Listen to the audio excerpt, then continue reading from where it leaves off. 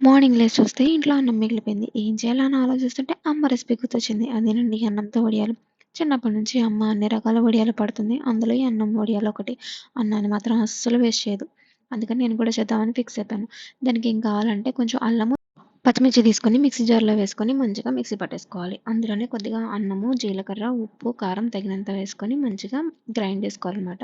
మరీ మెత్తగా కాదు. కొంచెం నేను వీడియోలో చూపిస్తున్నాను కదా! ఈ విధంగా గ్రైండ్ చేసుకొని పక్కన పెట్టేసుకుందాం.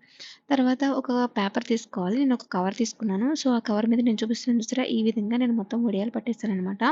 సో, ఇది బాగా ఎండుంటే మినిమమ్ ఒక 2 డేస్‌లో ఎండిపోతుంది. ఎండ లేకపోతే మాత్రం మనం ఏం చేయలేము. ఎండబెట్టుకోవడమే. సో, నాకు 2 డేస్‌కి చూసారా? ఈ విధంగా నాకిట్లా తయారైపోయిందనమాట. రెడీ అయిపోయి. అంతేనండి చాలా ఈజీగా ఎవ్వరైనా సరే వడియాలు పట్టేసుకోవచ్చు. మాకు వడియాలు రాదు అనే వాళ్ళు కూడా ఈజీగా పట్టేయచ్చు. మరి ఇంకెందుకు ఆలస్యం? మీరు కూడా ఇంట్లో ఈ రెసిపీని ట్రై చేసేయండి.